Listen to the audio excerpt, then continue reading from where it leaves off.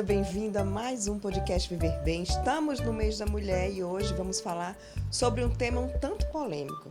Será que o coração da mulher é mais frágil? Será que a mulher, ela acha que está tendo alguma coisa e é só ansiedade? Enfim, vamos conversar sobre isso com duas cardiologistas que entendem bastante de coração da mulher. Estou recebendo aqui a doutora Ana Cláudia Solano. Seja bem-vinda, doutora Ana Cláudia. Obrigada pelo convite.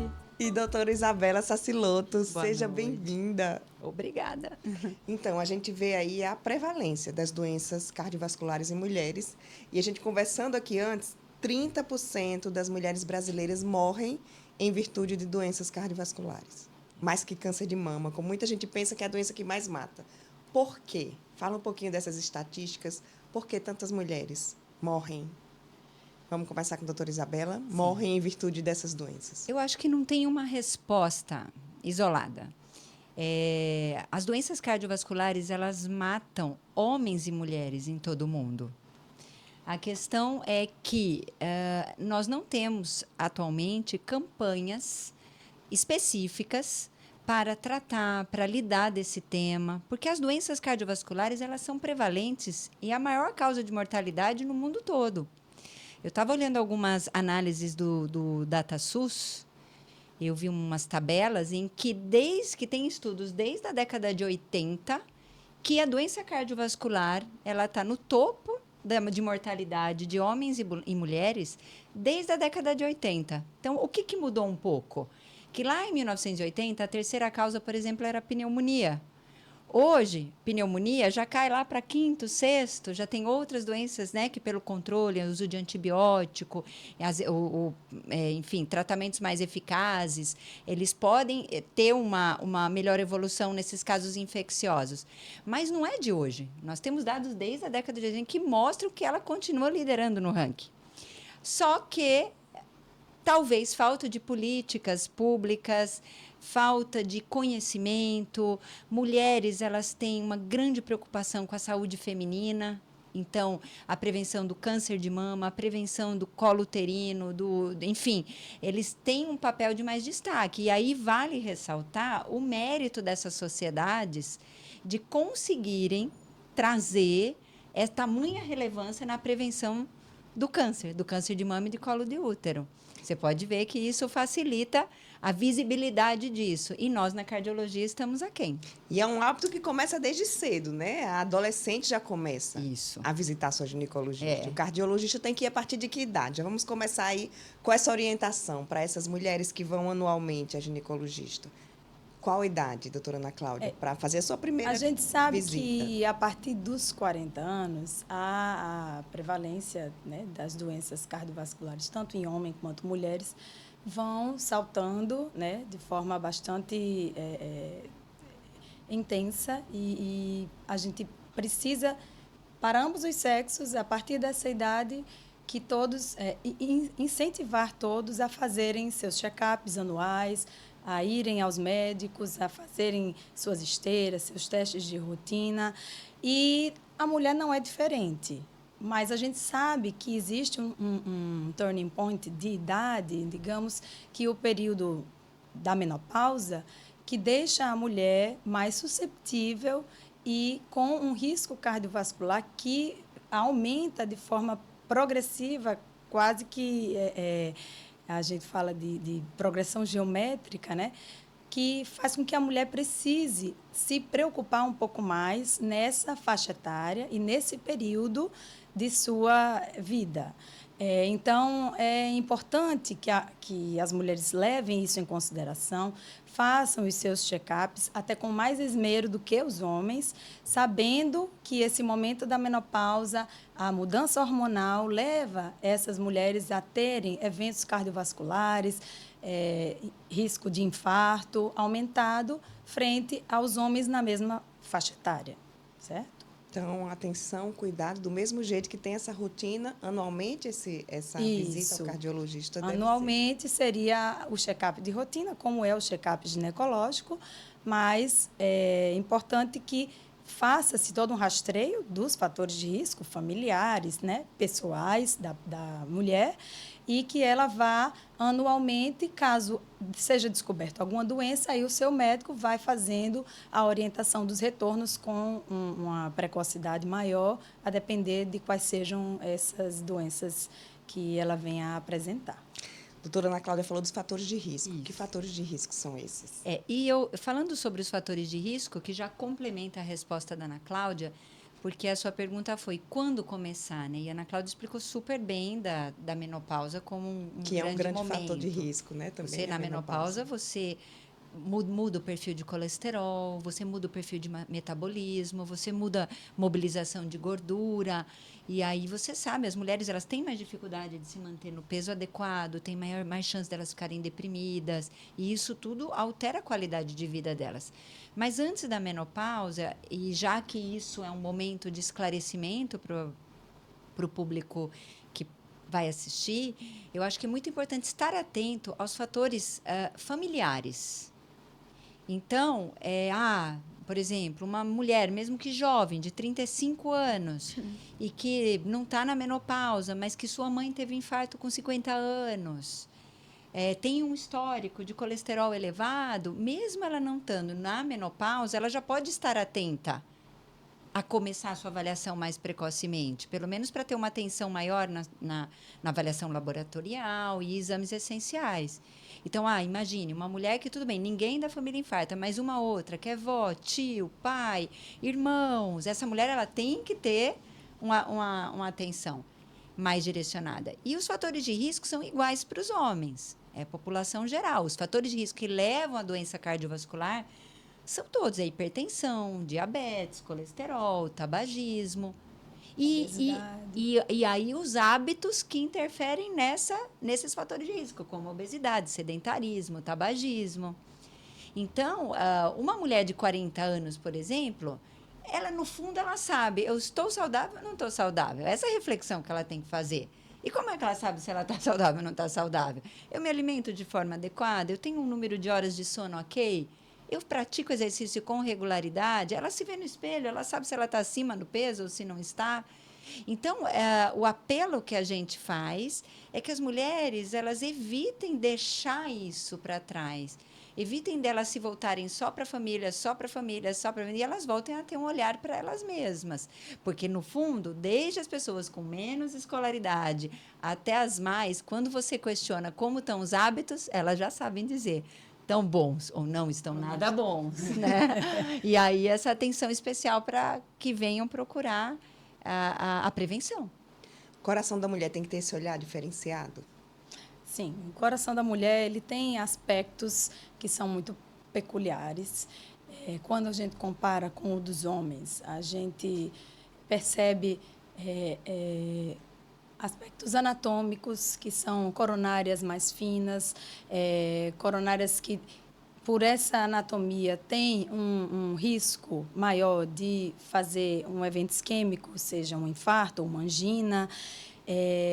Ela está, sim, no dia a dia, um pouco mais suscetível à liberação de catecolaminas, de adrenalina, de situações de estresse que a deixam mais em risco para esses eventos. A gente, quando fala assim, de um evento cardiológico, a gente sempre olha para o infarto, né, como aquela doença mais grave, que pode ser um evento mais fatal para um coração. Então, a gente, levando em consideração esses aspectos, a mulher está, sim, sob um estresse maior no dia a dia, ela está mais atarefada, mais demandada, seja socialmente, seja dentro da sua família, dentro do seu trabalho, e isso faz com que ela esteja mais exposta a esses fatores de risco que levam a uma chance maior de eventos desse tipo, né, do infarto principalmente, que faz com que a gente precise dar uma atenção mais especial. A mulher precisa se olhar, precisa se cuidar, precisa manter o equilíbrio. Acho que o exercício físico, nesse contexto, é um aspecto como prevenção que a gente precisa enfatizar para que a mulher tanto amenize essa coisa que a Isabela falou, do risco da obesidade, porque é um fator muito prevalente e que a mulher tem maior dificuldade por toda essa mudança hormonal que acontece com ela pós-menopausa. Ela fica com mais dificuldade de reequilibrar seu corpo e isso leva também a uma necessidade de cuidar mais do corpo, né? E isso é outra coisa que ajuda ela a equilibrar o seu emocional, a aguentar a jornada tripla, a aguentar essa sobrecarga de estresse ao qual ela se expõe.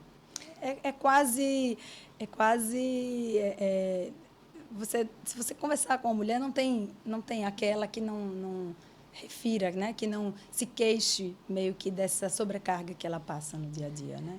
A gente sempre está recebendo mulheres. Ontem foi um grupo de maratonistas aqui participar, compartilhar suas rotinas. E uma falou, eu me sentia culpada de deixar meus filhos em casa, meu marido em casa e ir treinar. A culpa também atrapalha, né? A mulher sempre coloca o outro na frente, seja eu filho... Eu vou atrapalhar a sua fala, porque hoje em dia, isso eu comento com vários colegas, hoje em dia eu estou naquela rotina de que eu tive que mudar completamente meu hábito de treinar, que eu gostava mais de treinar no fim do dia, após trabalho. E eu estou tendo que acordar às 5 da manhã para poder estar na academia às 5h30, para dar tempo de voltar, me arrumar, levar a criança na escola, né? Chegar no trabalho numa hora adequada, que dê para produzir mais no dia. E, assim, foi por causa da maternidade que isso aconteceu. Então, é uma realidade, sim, essa questão do... Mas que ajuste a rotina, mas não abra mão do cuidado. Exato. É que hoje as mulheres, elas têm ocupado cargos, não só na medicina, mas elas têm ocupado cargos muito semelhantes aos dos homens. Então, elas já têm uma carga de responsabilidade de trabalho que vai se equiparando à rotina masculina. Entretanto, tem a jornada familiar, né? Que eu acho que não estou nem colocando até como polêmica de forma alguma, porque a mulher gosta de fazer isso. E a mulher consegue, a percepção maternal, a mulher que ela fala assim, não, do meu filho só eu que consigo fazer, né?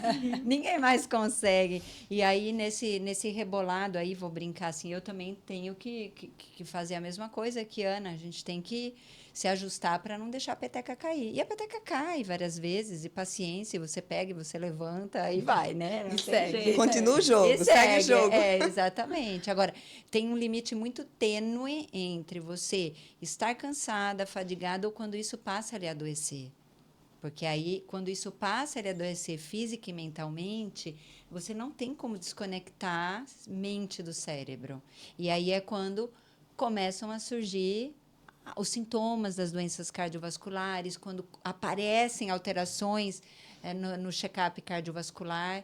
E aí é nesse ponto que a gente tem que estar atento, porque mulher morre às vezes tanto ou mais que o homem de doença cardiovascular. A doença cardiovascular, se eu for comprar um homem tendo infarto, uma mulher tendo infarto, a chance da mulher morrer daquele infarto é maior do que o homem. Uma mulher operada do coração, uma cirurgia, revascularização do miocárdio, a famosa ponte de safena, a mortalidade, mesmo a cirurgia para o homem e para a mulher, a mortalidade da mulher é maior do que o homem. E aí tem vários fatores envolvidos. Então, tem que ter já essa consciência desde já para você saber que não é brincadeira o que você vai passar, né? Essa questão da diferença, vocês atendem na HC Cardio, né, no Hospital do Coração, e devem atender muitas mulheres. Qual esse olhar para essa mulher que chega, essa paciente que chega, esse olhar diferenciado? Os exames são os mesmos? Os exames desse check-up, eles são os mesmos ou mudam? Quem vai responder? Qual das duas? Tanto faz. Os exames gerais tendem a ser os mesmos. Existem... Que são quais? Fazemos uma bateria de exames laboratoriais que são comuns até de outras especialidades, os endócrinos, os geriatras, muitos ginecos gostam muito de pedir uma rotina muito semelhante à nossa, que inclui um hemograma, um colesterol total, as frações, enzimas hepáticas, função renal, tireoide, hormônios tireoidianos que interferem, inclusive, bastante com algumas doenças cardíacas.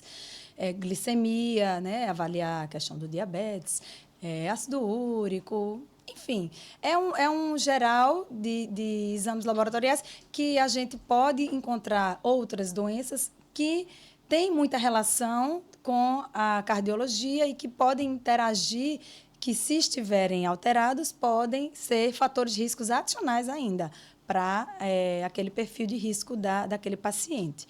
Então, tem esses exames laboratoriais, sumário de urina também, a gente pede de rotina, e incluindo os cardiológicos especificamente, a gente costuma pedir o teste ergométrico, um ecocardiograma. Ele é sempre muito bem-vindo, principalmente naquela primeira consulta de um paciente que não conhece nada do seu coração, nenhum histórico.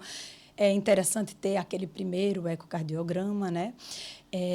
O Holter e a MAPA são exames que a gente costuma lidar com eles já guiando para alguma terapêutica, numa suspeita de uma arritmia, numa suspeita de uma hipertensão. A gente lança mão desses exames. O Doppler das carótidas tem sido cada vez mais frequente na nossa rotina, porque a aterosclerose carotídea, a presença de placas de gordura, de cálcio na parede dos vasos que mandam sangue para o cérebro, ela está diretamente relacionada com a doença coronariana, porque aqueles vasinhos que estão no pescoço são as mesmas artérias que estão irrigando o coração. É tudo um conjunto que a gente se flagra num canto, qual é a chance de não ter naquele outro? Então, é muito provável que a doença aterosclerótica na carótida esteja no coração. Então, a gente lança mão desses exames mais simples, que é um simples ultrassom, para traçar esse perfil de risco, né? O que mais que você acha relevante? Não, a Ana está toda correta. Eu só queria ressaltar que, até para quem está ouvindo, não é que todo mundo que vai chegar ao seu consultório vai ter aquele kit, falo né? Assim, o cardiologia, eu acho que exame laboratorial é algo básico para todos nós, é importantíssimo.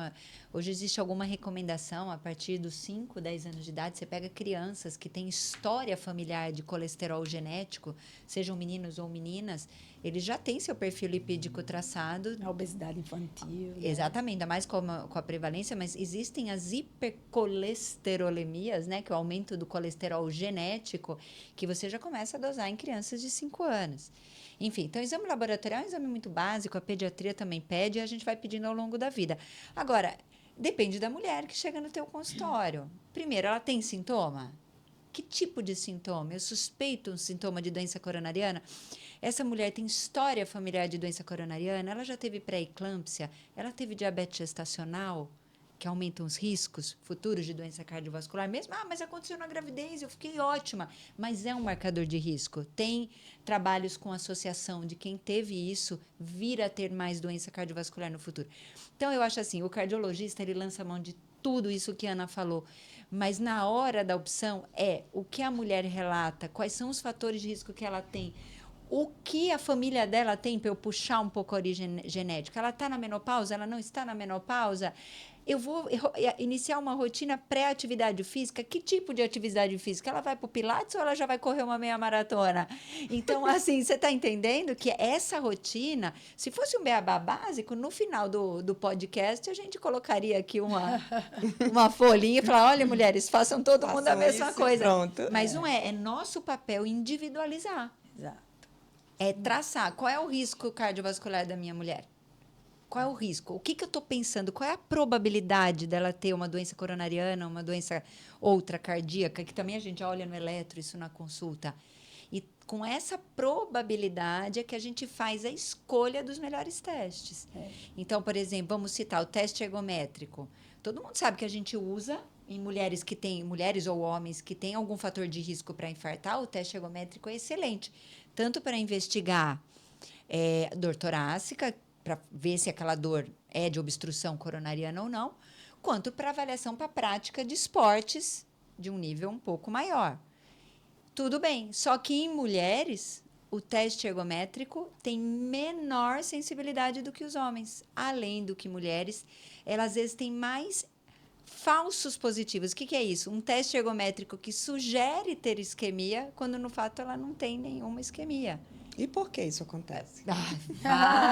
Aí é a pergunta de milhões, né? Você quer... Existem várias teorias. Existe a teoria da microcirculação, que mulheres têm os vasos mais fininhos e mais suscetíveis a espasmos. Existem teorias do próprio estrógeno, que pode alterar as ondas eletrocardiográficas. E assim, que mais, Ana? Lembra aí. Mas é mais as teorias de microcirculação, referindo assim aos falsos positivos do teste. Porque como é que eu faço? Ela vai lá e faz um teste e fala, você provavelmente está com uma doença isquêmica do coração. O que o cardiologista ele vai querer seguir depois? Ainda mais para uma mulher que já é hipertensa ou diabética, vai pedir um cateterismo. Aí ela fala, olha, doutor, mas eu vim aqui com o cateterismo não tem absolutamente nada. Então, você fica, será que então ela tinha só um espasmo, ou seja, só aquela contratura da musculatura da artéria, ou era um falso positivo do teste? Então, isso acontece mais em mulheres do que homens. Então, talvez naquelas mulheres que vocês suspeitam que a gente possa suspeitar de ter doença, talvez o teste a gente não vai colocar na nossa primeira estratégia. A gente pode lançar mão de exames de imagens, que tem várias, eco com estresse, cintilografia, angiotomografia. Então, não tem como a gente colocar todas no mesmo bolo. Depende muito do que você está conversando com elas, dos fatores de risco que você sabe que ela tem e, enfim, daquilo que você realmente suspeita. Eu falo que a gente sempre tem, né, um estalo, isso não me cheira bem, isso me cheira bem, né? Não é verdade? A intuição feminina da tem médica. Tem um feeling na consulta agora, que fala acima de tudo, tem né? feeling. Agora, é errado também? Vamos supor, poxa, se mulher tem mais falso positivo no teste, então para que eu vou pedir um teste? Claro que não é errado pedir.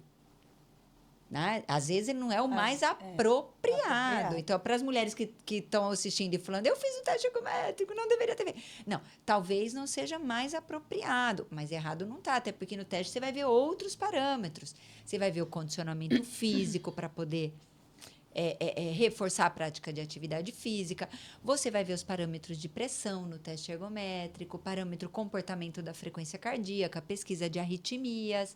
A gente percebe que as mulheres, se eu estiver me alongando muito, vocês me cortam, elas têm níveis de frequência cardíaca mais alto do que os homens. Então, muitas vezes, aquela sensação do coração disparar durante o exercício é uma queixa mais frequente das mulheres do que a dos homens. E aí, no teste ergométrico, você consegue mapear isso. Se aquele aumento da frequência é uma arritmia ou se é só uma elevação desproporcional da frequência porque ela está sedentária, ela está acima do peso, ela não dorme bem à noite, entendeu? Só então, pegando, tem tantas coisas, né? Pegando aqui um gancho das palavras de Isabela, ela falou da questão do teste falso positivo, né? Muito relacionada a esses vasos coronarianos mais fininhos, que sofrem muitas vezes o vasoespasmo, que é o apertamento do vaso, que por ali acaba passando um pouquinho sangue e levando ao sintoma da angina, né, que é a dor do coração, digamos assim, é a dor torácica que leva ao infarto muitas vezes.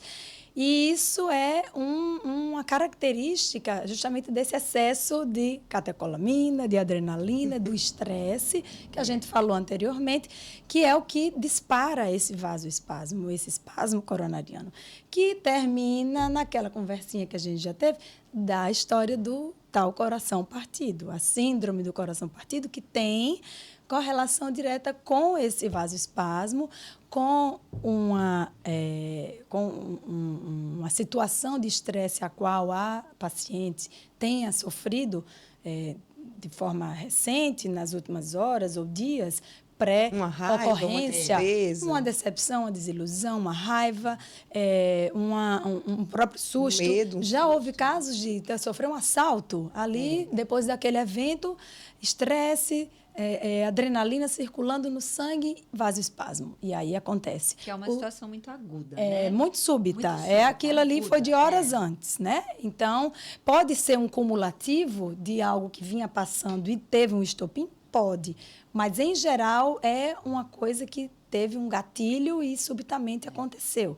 E aí leva a um infarto, de fato. Leva a uma necrose do músculo, aumenta a tal enzima troponina, que hoje em dia todo mundo conhece, porque no Google todo mundo acha as coisas, né? E isso leva a um infarto, sendo que de origem vasoespástica e não por entupimento coronariano, por placa de gordura que obstrui o vaso, né? Aí, quando a gente fala de mulher, né? Ai, a mulher está com dor no peito, está com falta de ar. Isso é piti de mulher. Não é nada. Respira e faz. Essa semana, uma amiga minha perdeu a mãe, que teve um infarto. E quando chegou no hospital, ela já tinha tido um infarto um dia ou 2 dias antes. E teve outro na hora. Fez a cirurgia e depois não resistiu. Mas a assim, tal da quantas mortalidade mulheres, mais elevada. quantas mulheres ficam em casa achando que vai passar, achando que não é nada? Que sintomas são esses e quando a mulher deve buscar? Não, É. não vou pagar para ver. Pronto, Em homens, sabidamente, eles têm sintomas de angina. O que é angina? É a dor no coração secundária a uma obstrução na coronária. Então, falta oxigênio, dor. Esses sintomas, eles são bem mais sugestivos nos homens. Então, o que geralmente eles costumam sentir? Aquela dor em aperto de forte intensidade, com aquela opressão torácica. Todo mundo conhece essa descrição, que às vezes desce para o braço esquerdo, sobe para a mandíbula, pode ter um fator de exercício ou esforço físico desencadeante. Só que isso é menos comum nas mulheres. Então, às vezes, ela pode começar sentindo uma agonia, um cansaço, umas fisgadinhas inespecíficas, assim. E aí, muitas vezes, ela pode às vezes, até num atendimento como é que fala? De telemedicina, aquelas coisas, perguntar, não, respira fundo, fica aí, porque ela não vai contar aquele quadro clássico. A gente brinca que ela não vai Anginoso. contar a historinha que a gente aprende nos A livros, historinha né? de livro, nem aquela figurinha clássica. A clássica, que A é o figurinha homem das lá. enciclopédias, é aquele homem fechando a mão. É. Então, é isso que você perde em muitos casos. Porque ela não tem essa apresentação tão clássica. E a gente vê isso, eu não faço, né? Não tenho mas trabalhado mais em pronto-socorro, mas a gente via. Mas a hora que você olha para a carinha daquela mulher, você fala... Pálida, é sudoreica. É uma palidez, É um enjoo, né? é uma inquietação. É impressionante. Esse paciente chega numa crise aguda de infarto, pronto-socorro, ele está inquieto, ele está desconfortável. Eles usam muito a palavra agonia. É Eu uma tô com agonia. E você vê que é algo que está dando errado. Então, assim, tem que ser valorizado. E aí você junta os fatores de risco, dá uma pincelada em como é o dia a dia dessa mulher, como é a história da família, vê que hábitos realmente ela tem ou não tem, saudáveis ou não, né? Para lhe dar mais suporte, para você ir mais além na investigação. E não tratar como uma azia, ou só uma náusea, ou só um sintomático, ou um anti-inflamatório para uma dor qualquer, ou só um Rivotril, né? Muitos chegam no pronto-socorro, é ansiedade, e recebe um ansiolítico dessa natureza. E passa despercebido. E a gente sabe que tempo é crucial no infarto. O tempo. Quanto mais rápido você trata, tanto homem quanto mulheres, o tempo ele é uma chave fundamental para o prognóstico. Então, não pode. Também, claro, não estou querendo falar que todo mundo que sentiu qualquer coisinha não é assim, né? Tem que entrar, fazer eletro, colher exame, mas... assim, é muito rápida. Essa abordagem ela tem que ser muito rápida. Agora, também o que não é de se espantar é se essa mulher chega ao pronto-socorro, mesmo com esses sintomas atípicos, lá na sala de urgência, é visto um infarto, porque tem as características clássicas do eletro, e aí entra o fator mulher, mais uma vez. Em homens, quando um homem chega com eletro de infarto, que a gente olha o padrão eletrocardiográfico, você corre para a sala de cateterismo, você vai lá, o vaso obstruído. E em mulheres, é muito comum a surpresa, você mandar para a sala e cadê o vaso obstruído? E aí você vai falar, a mulher não está infartando? Não, ela infarta. Ela infarta, mas por um mecanismo, às vezes, diferente do homem, que é o infarto sem obstrução da coronária, sem obstrução fixa por trombo, que na cardiologia recebe o nome de MINOCA. Um nome feio, mas é uma tradução do inglês, é uma sigla vinda do inglês. Então, em mulher também tem essa pequena particularidade. Pequena. Ela vai e cadê a obstrução? E aí, o hemodinamicista avalia através de alguns testes que aquele vaso, ele fecha, ele abre. Ele fecha, que é um espasmo da coronária. Mas esse infarto sem obstrução pode matar também? Poxa, se pode. Pode ter arritmias Arritmia fatal e consequentes. Pode, faz as mesmas sequelas, contratilidade segmentar alterada. Altera a função. Porque ali deixou de perfundir, mesmo que temporariamente, mas sofreu, né? Você causa lesão no Você músculo. pode ficar com o coração fraco, dilatar com o tempo. Tudo isso. vai ser visível, previsível ao longo do tempo, se não for tratado em tempo hábil e de forma adequada. Porque aí não é que você vai colocar um stent nessa mulher. Um stent é a desobstrução do vaso. Se você está lá com entupimento por um coágulo, por uma placa, O cardiologista hemodinamicista vai lá, abre, coloca um stent, abriu a artéria. Você vai fazer o tratamento para isso.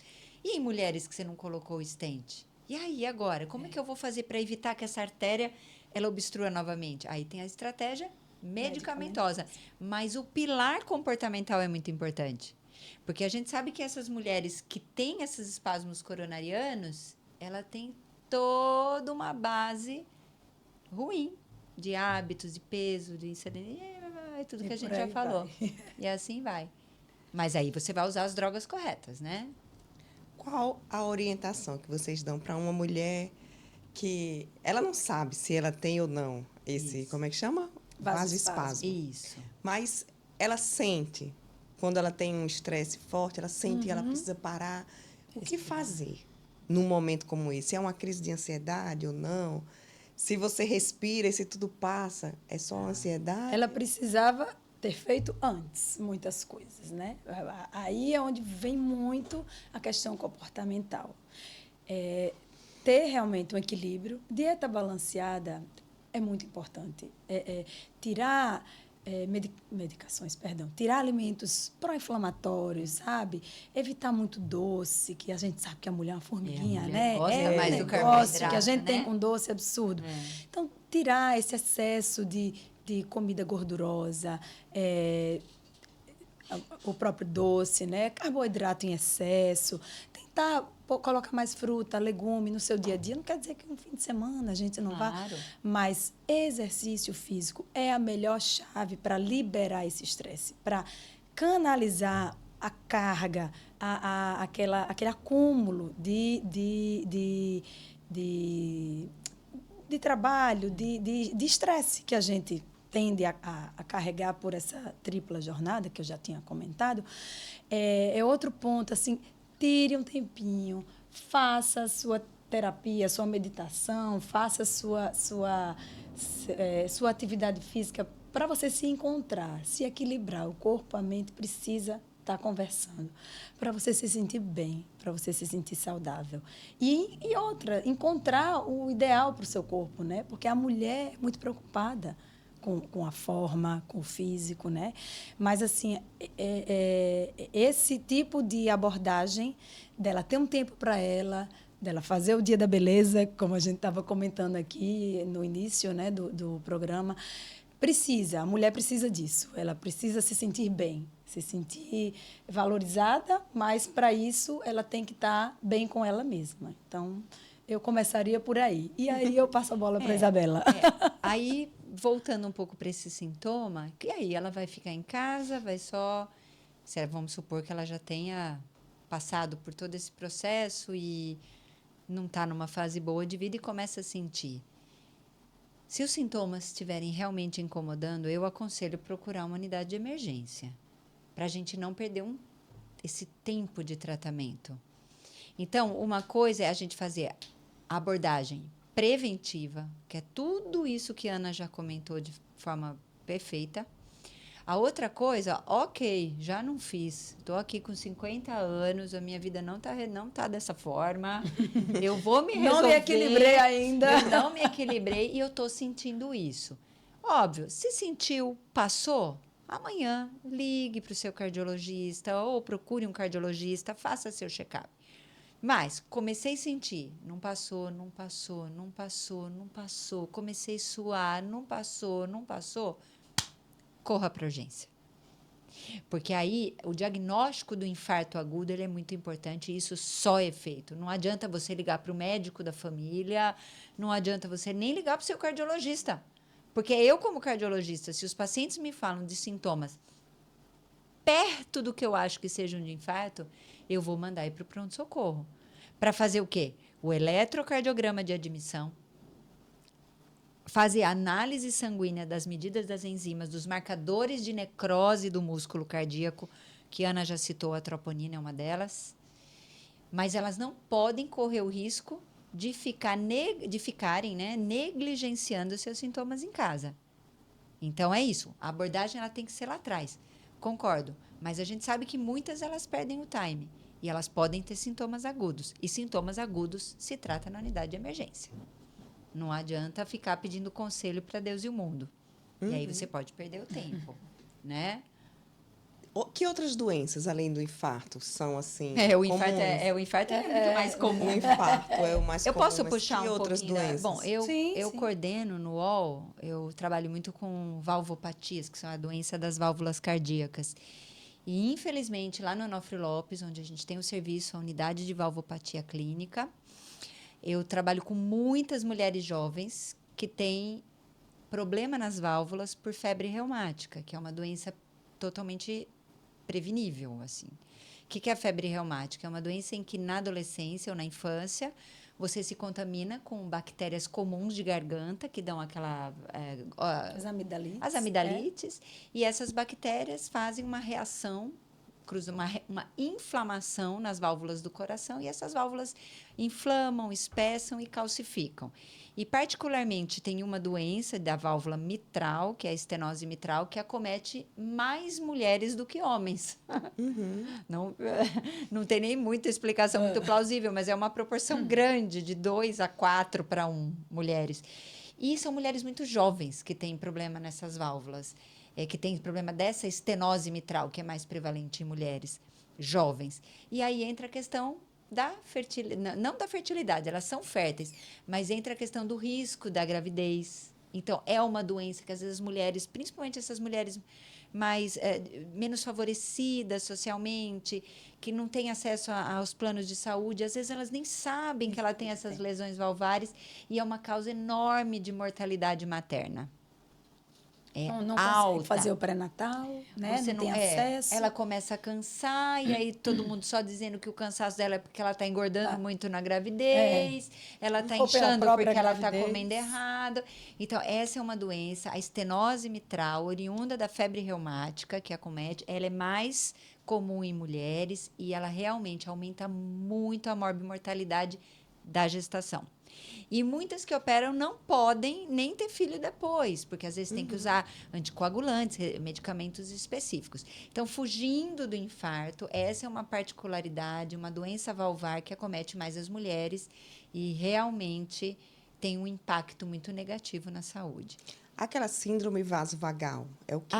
Tem Sim. também? É porque mulheres? assim, a gente está falando tanta coisa grave, né?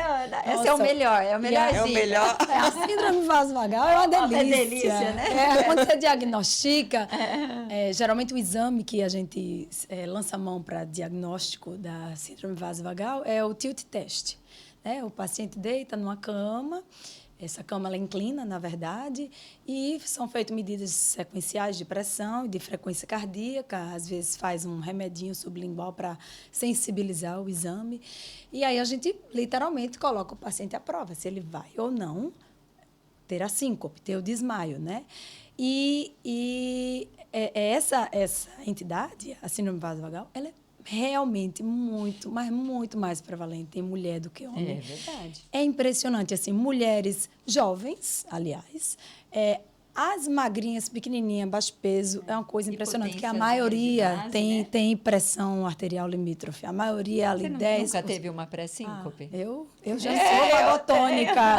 Eu já. E aí é isso, eu não posso ter uma cólica que eu já estou praticamente apagando e já me encosto, já deito, já levanto as pernas, porque é isso que tem que ser feito. Tomo água o tempo inteiro para segurar as pontas, porque desidratar é um fator que sensibiliza ter a síncope, ter a crise do desmaio, né?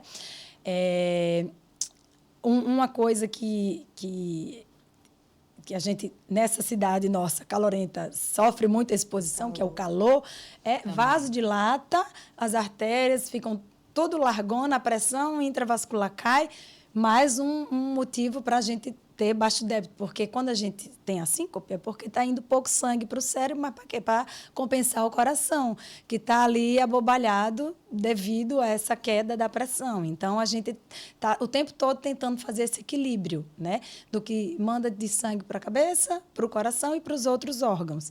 E é nesse contexto que acontece. Aí, o melhor é tratar, ou não. Porque, assim, a gente trata com medidas comportamentais. Usando meia elástica para ajudar o retorno venoso, para chegar mais sangue no coração e ele conseguir impulsionar mais sangue, seja para os braços, para o cérebro e os outros órgãos. Hidratar. o exercício físico, fazer muito exercício de perna, musculação para membro inferior, para deixar mais hipertrofiadas as panturrilhas, para fazer o mesmo efeito da meia elástica, digamos assim, né? A água, né? Beber muita água e enfim, e evitar os gatilhos, principalmente, evitar os gatilhos, as situações que levam a você ter a síncope, né? Então, é fácil tratar porque não é grave, mas você tem que se blindar, porque se sincopa, quedas, né? Bate a cabeça, o pior pode vir. Então, é nesse sentido aí, mas ela realmente é mais prevalente em mulheres. Em mulheres. É interessante. O que eles têm que saber que o que é interessante quando a gente faz a avaliação de síncope. Síncope que né? Porque a gente está aqui falando termos técnicos. É a perda da consciência. Desmaio. É o desmaio. A pessoa perde a consciência. Mas uma característica dessa síndrome é que é um desmaio de curta duração. Geralmente o paciente cai e ele acorda rapidamente. Então, ele começa... E muitas vezes eles têm sintomas antes de desmaiar, que são sintomas premonitórios. Então, ele começa a sentir... Tem paciente muito engraçado, ele fala que começa a sentir o teto preto, né? Começa a ter aquele mal-estar, vai dando náusea. Isso já é o prenúncio que aquela pessoa vai desmaiar. E que geralmente reflete a queda de pressão, acompanhada ou não da queda da frequência cardíaca. Por que isso acontece? Porque também a resposta o que fazer... mas por que isso acontece? Muitas vezes o organismo ele não tem um mecanismo rápido de compensação. Todo mundo vive aumentando e diminuindo a pressão. Todo mundo durante o dia aumenta. Nosso cérebro está o tempo todo fazendo esse contato com o coração. Isso daí é regulado pelo sistema nervoso. Em algum momento, isso aí, em algumas pessoas predispostas, isso falha. E aí pode acontecer. Então, o mais importante para prevenir as quedas é reconhecer os sintomas premonitórios, os pródromos. Porque a partir do momento que você reconhece, você não vai cair. Porque você vai deitar, bota a perna para cima e está tudo bem. E uma coisa muito interessante é que muitas vezes o paciente procura o neurologista antes da gente. Ele não vem para o cardiologista. Para ele acha que ele está tendo uma convulsão, porque algumas quedas do nível de consciência vêm com espasmos. Então, quem olha fala, eu convulsionei. Então, assim, para quem já teve isso, a pergunta é, como foi? Primeiro, eu acordei rápido? Ou eu demorei, talvez, minutos e muitas horas para acordar? Se eu acordei rápido, diz mais a favor, benigna, síncope vasovagal. Demorei muito para acordar, fiquei obnubilado, fiquei esquisito, sonolento. Tende a ser um quadro neurológico. Antes de cair, eu senti esse mal-estar, essa sonolência, essa abrição de boca. Mais sugestivo de reação vasovagal. Não, eu caí de repente e comecei a me bater. Menos provável. Então, assim, são dicas que você vai dando as características de cada um. Para saber trabalhar. Não dá para confundir isso com infarto, é diferente. Não dá. Não. São entidades são diferentes. O infarto você pode desmaiar. Mas aquele infarto trágico. Trevas, aquele que aí foi uma arritmia. Aí foi uma arritmia fatal, que muitas vezes requer uma reanimação. Deu curto-circuito no coração. Exato. Aí você pode desmaiar. Aí são situações... Aí não queira. Esse aí. E é diferente, porque o infarto ele tem como característica muito marcante ter sintomas de dor torácica, mal-estar, essa sudorese, essa situação mais incômoda do que o paciente que só vai sincopar. Então, doutoras, queria também orientação para os médicos. Acho que talvez os médicos homens, vocês falando aqui e eu pensando, só vou para cardiologista mulher agora, que elas vão me entender melhor, não é? Eu acho que a gente fica mais segura. E eu mesma já fui para um pronto-socorro achando que eu estava tendo alguma coisa. E o médico, não, você não tem nada. Depois, e se tivesse, né? Assim, como é que deve ser essa abordagem do médico com as mulheres que chegam? A gente está vendo muita crise de ansiedade, a saúde mental está bastante comprometida nesse tempo que a gente está vivendo aí, pós-pandemia. E, assim, esse acolhimento. Eu falo muito assim para os pacientes do consultório. As doenças mentais estão aí, muito prevalentes. Pós-pandemia de Covid-19, deu uma pipocada muito grande. Entretanto, a gente tem uma linha, eu sou muito parecida com a Ana, com os nossos colegas lá da clínica, a gente tem uma linha de o seguinte, tá bom, por mais que aquilo tenha olhinho de ansiedade, focinho de ansiedade, tudo Síndrome de do ansiedade, pânico, síndrome né? do pânico. Não Mas o que eu banalize. digo para os meus pacientes, nós só vamos concluir que isso tem uma origem emocional depois que a gente excluir as causas orgânicas. Eu acho que isso que é o fundamental. E isso é uma proteção para o paciente e para nós médicos, para a gente não ter o risco de negligenciar aquele sintoma. Então, assim, a gente vai cair também. Você pode chegar lá para a gente falar, olha, sinto muito, viu? Isso tudo é ansiedade. Só que antes da gente dizer que isso é ansiedade, provavelmente você vai passar por uma avaliação em que, e isso é muito importante que os pacientes ouçam, eu e Ana fazemos ecoestresse farmacológico, que é um exame que pesquisa isquemia e risco de infarto. E aí o paciente me pergunta, tá tudo bem, doutora? A gente responde, tá, deu normal. Então quer dizer que eu não vou infartar. Às vezes eles têm mania de botar isso na nossa boca. Eu disse, não é isso que eu estou dizendo. Com este exame normal, você tem um baixo risco de infarto.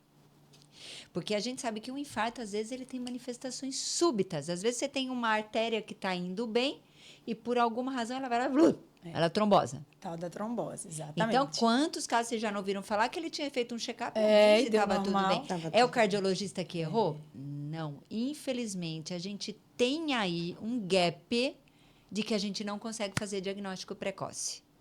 A tal da trombose Né? se diferencia da aterosclerose espasmo. Também, e do espasmo, porque a trombose tem outros fatores de risco mais relacionados. Pode haver uma trombose dentro de uma placa, por cima de uma placa de aterosclerose, de gordura, cálcio? Pode, né? Ela pode a placa instabilizar e trazer um monte de fatores de coagulação que formam um trombo e, ok, fechou o vaso e fez um infarto. Mas existem outras causas que é muito comum em jovem, né? O uso de cocaína, esses hormônios anabolizantes que está sendo hoje em dia utilizado em larga escala, de forma sem prescrição, sem nenhuma orientação, sequer sem um painelzinho de risco e um check-up prévio, né? Eles são como é que se diz? As substâncias exógenas mais comumente associadas ao infarto relacionado à trombose, que são tão graves quanto, porque esses tendem a ocluir o vaso e dar infartos bem agudos. Bem agudos. Então é muito importante, você falou assim, o que fazer? A mensagem, né? A gente tem que saber colocar as palavras para o paciente.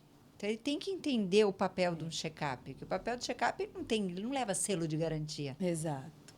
Ele não leva, se ele sair para de os lá... nossos colegas médicos homens, o que a gente pede é assim, um pouquinho mais de sensibilidade, ouvir um pouco mais o coração da mulher, ou abordar esse coração com um pouquinho mais de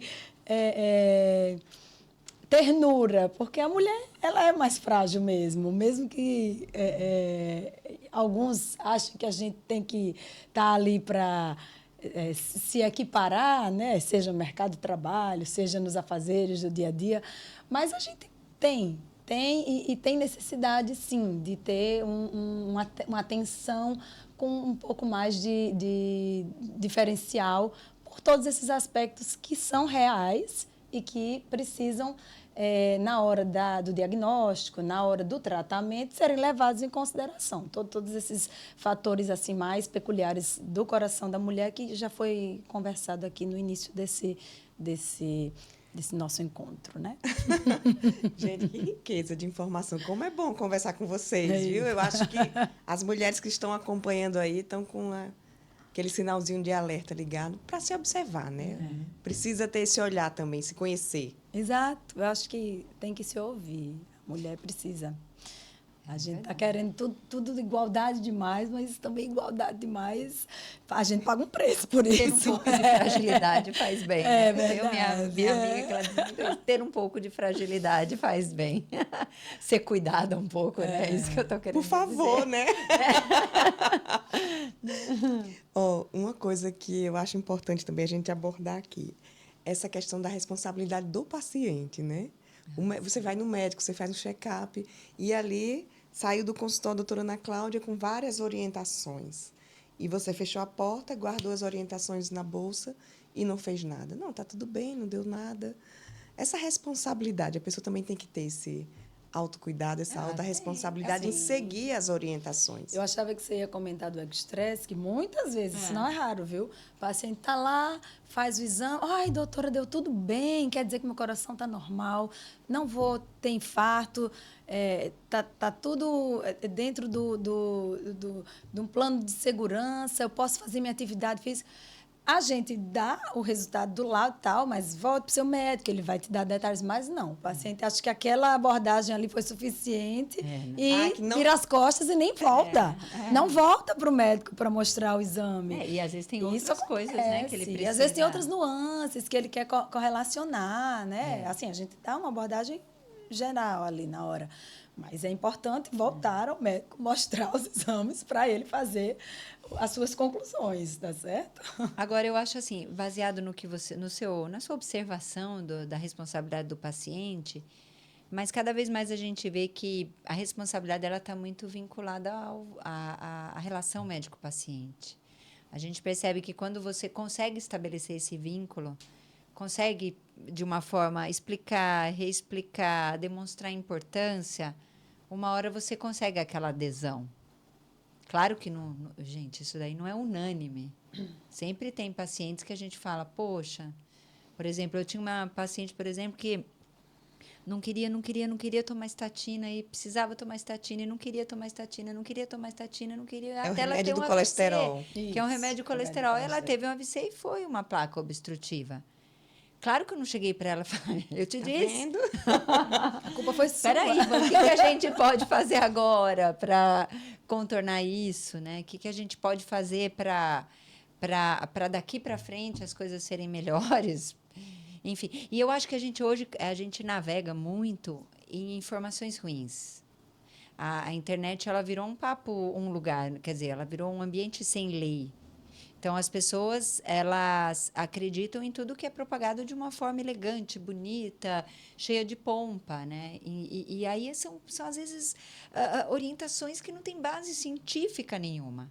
Então, a gente também tem conflitado muito com os grandes astros de internet, assim...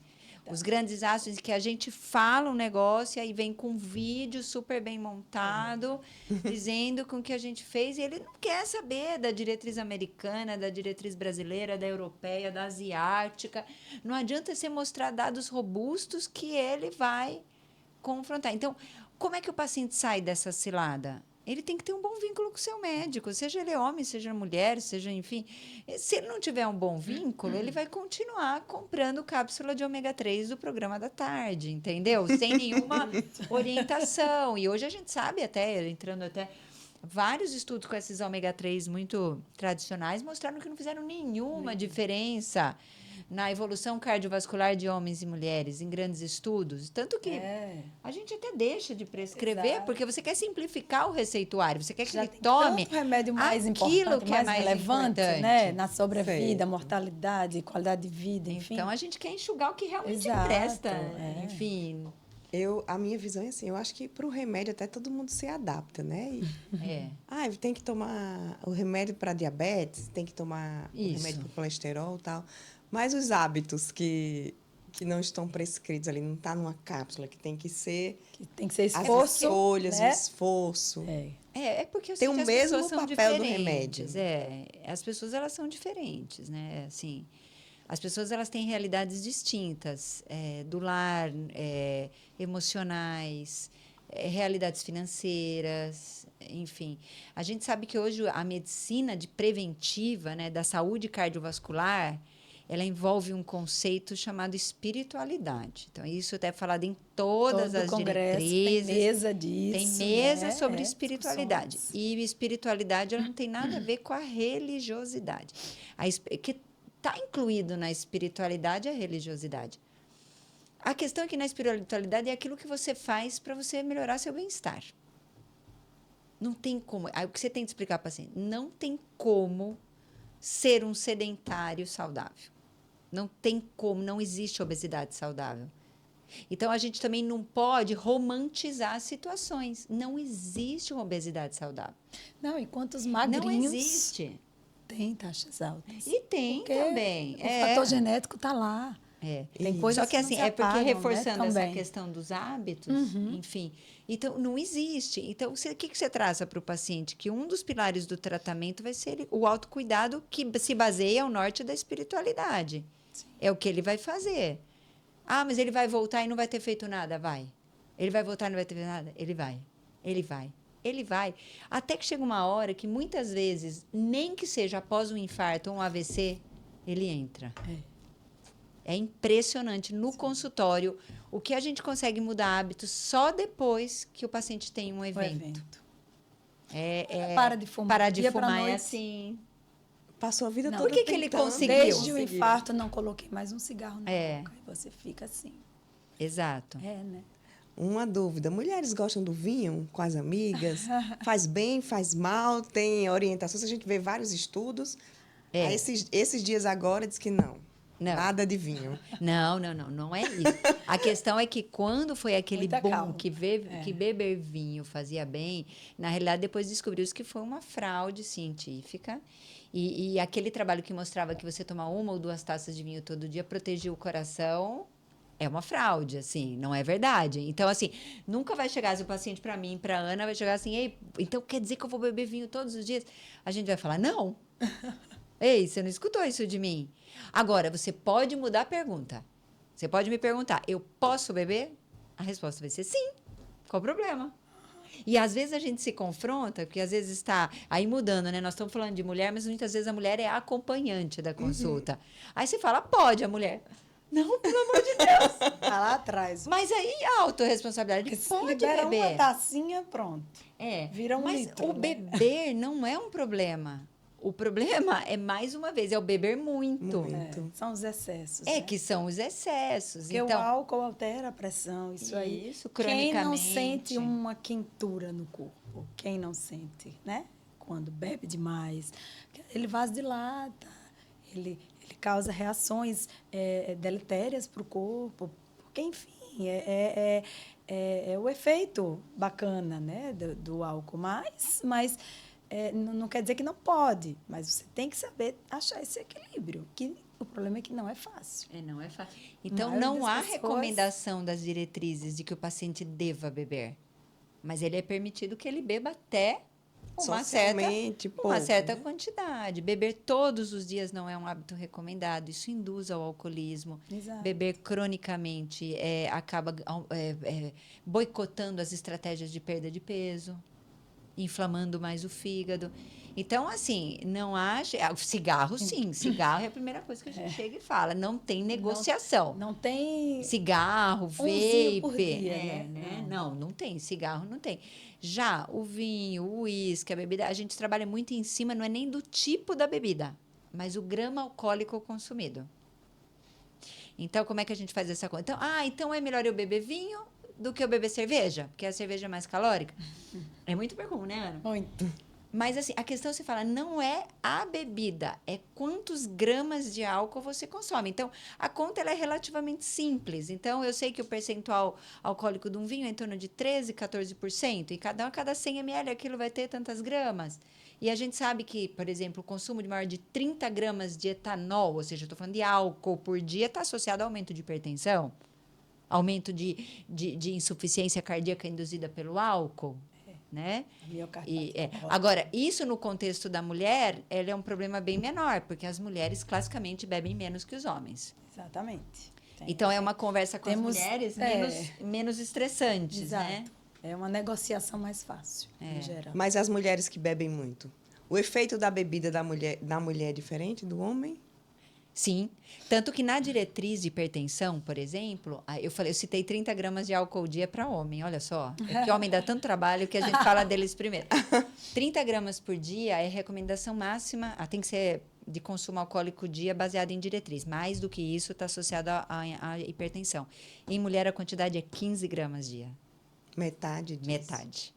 Então, o que você permite até aquele valor para o homem, você calcula metade para a mulher.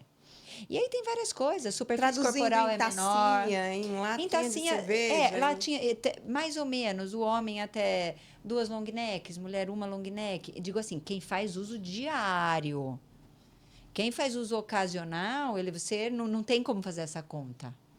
Então, eu bebo só de sábado. Isso não quer dizer que eu posso beber um pouco mais? Pode, mas não tem como padronizar isso para ter. Então, o que eu falo? Mensurar. É difícil mensurar. Difícil. Então, o que geralmente eu recomendo, assim, quem quer beber? Bebe até o seu limiar. Até você se sentir bem, começou a ficar tonto, vamos parar. Outra coisa, uma recomendação muito importante, a gente vê muito. Os pacientes tomam remédio de uso crônico para hipertensão, para diabetes, para colesterol. E aí, onde é que ele aumenta o risco? Porque ele quer beber no sábado e aí ele não toma o remédio. E aí é uma combinação explosiva. Então, eu sou bem honesta com os meus pacientes. Você quer sair com seu marido, com sua esposa, com seus filhos, enfim, no final de semana e vai querer beber? Ok. Mas aí o esquema medicamentoso é igual. Leve no Continua. bolso. É. Bote na sua bolsa. Não mas muda. não esqueça de dar. Não nem mude o muda. horário. Se por você isso. for ler as bulas, você não pode. O único remédio que você faz uma interação grave com álcool são os benzodiazepínicos. Um dos, né? Vamos falar aqui da nossa prática do consultório. São os benzodiazepínicos. Aí tem outros, antifúngicos, que são tóxicos, que também não pode. Mas eu digo assim, na nossa prática cardiológica, quem toma o famoso Lexotan, Rivotril, Alprazolam, aí dá muita sedação, muita sonolência se você consumir junto com o álcool. Agora, eu bebi uma cervejinha e vou tomar meu remédio de pressão, do diabetes, de colesterol, de coração, tudo igual. Tudo absolutamente igual. Outra dúvida que eu lembrei aqui, a gente vê muito nas academias, as praticantes de corrida, de triatlon, usando pré-treinos, os pré-treinos. boa. E aí? Aí você me mata, Boa, que é o boa. que eu mais converso com meus pacientes no consultório. Gente, pré-treino, energético, os termogênicos, para quê? Me diga, para quê? Tem que justificar muito, tem que me convencer muito que você precisa daquilo com algum objetivo, com algum foco, para que isso seja aceitável, tolerável.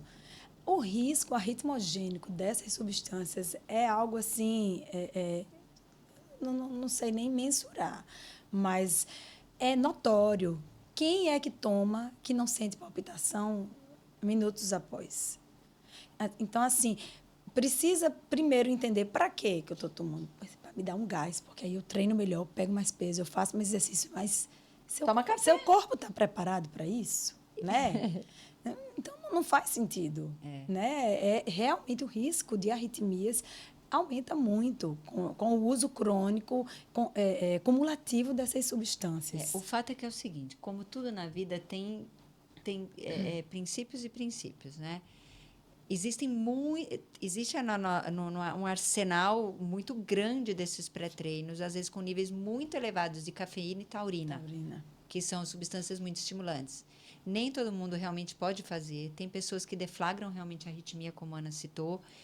E muitas vezes você vê que eles usam para uma prática esportiva recreacional. Exato. Para o dia, dia, para a academia ou do dia a achando que vai emagrecer. Querendo acelerar os resultados. Hoje, se você vai numa boa nutricionista, existem várias formas mais naturais de você promover o aumento do metabolismo. O próprio café que dá disposição. A cafeína, ela hoje não é mais uma vilã. Saiu um estudo, né, o ano passado, que mostra que você tomar até 4 xicrinhas de café por cafeína a dia não aumentou o risco cardíaco. Pelo contrário, teve uma faixa até que diminuiu um pouco a incidência de AVC, mas é um trabalho observacional, não é um trabalho feito para tal coisa. Mas os dados que nós temos com café mesmo, coadinho, gostoso, até o próprio café expresso, ele não aumentou o risco de eventos. Então, para os meus pacientes de consultório, eu falo, olha, você está precisando treinar com mais gás? Está precisando perder peso? A gente vai usar as estratégias nutricionais. Nós não podemos, principalmente com mulheres, a gente tem que ter uma análise multidisciplinar. Você acha que a gente, cardiologista, consegue sozinho? A gente pode estar tendo uma conversa com nossas pacientes super gostosa, como a gente está tendo aqui. Mas, se ela não tiver um profissional de educação física que nos ajude a jogar aquela paciente, um profissional da nutrição, um nutricionista, para trabalhar com a gente essas estratégias, não para nos atrapalhar e passar, às vezes, suplemento. Então, essa equipe multidisciplinar ela tem que estar alinhada. tanto para pacientes saudáveis que querem fazer prevenção, mas muito mais alinhada ainda para as nossas cardiopatas que nós queremos reabilitar. Isso, para reabilitação Tá? cardiovascular. Então, assim, em questão de mensagem de estimulantes, eu acho que a Ana já deu a mensagem correta e eu só queria complementar a questão do café, que ele não é o vilão, de forma alguma. Tá? E isso a gente já tem algum embasamento na literatura para trazer. E aí a gente atua. Eu acho que hoje em dia a gente tem que atuar nos conceitos das boas práticas da medicina. E a multidisciplinaridade inclui essas boas práticas. Estamos já com o tempo bem esgotado, mas eu tenho só mais uma pergunta, que é um pouco polêmica também. A gente já até falou nisso, mas vamos só alinhar com as cardiologistas.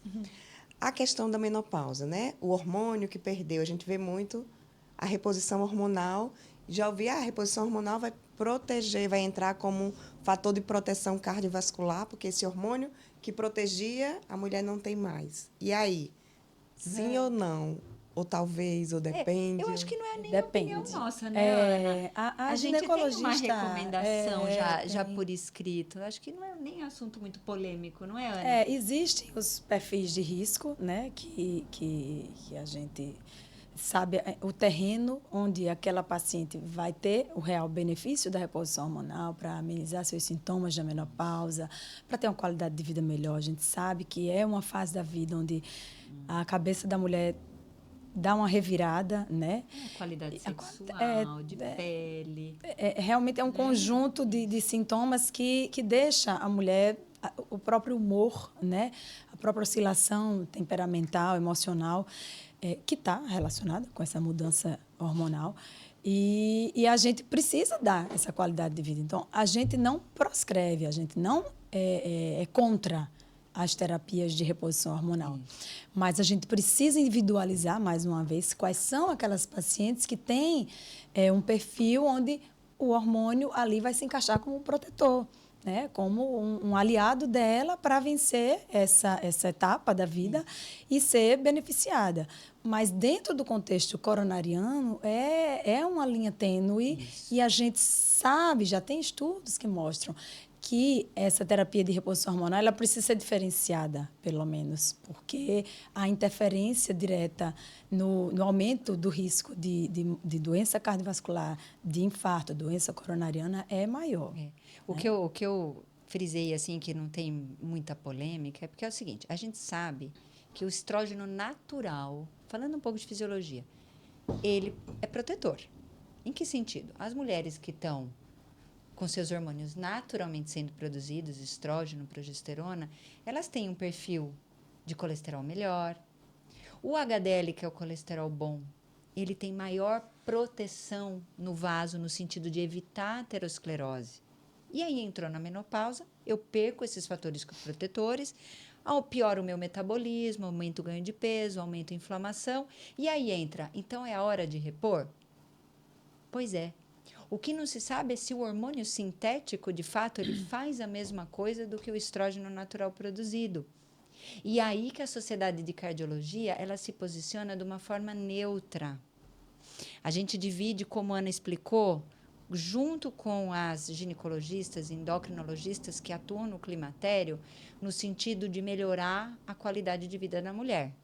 Então, é muito comum que essas profissionais nos encaminhem as pacientes para a gente avaliar.